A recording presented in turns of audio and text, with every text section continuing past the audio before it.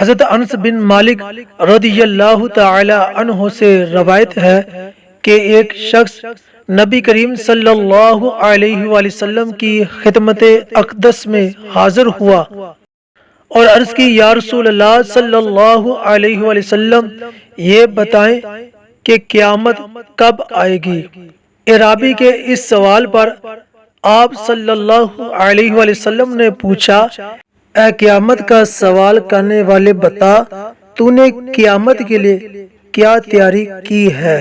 تو وہ عرض کرنے لگا، اے اللہ کے نبی، نہ زیادہ نمازوں اور نہ زیادہ روزوں اور نہ ہی بہت زیادہ صدقات و خیرات کو توشہ بنایا ہے، لیکن میں اللہ اور اس کے رسول سے محبت کرتا ہوں۔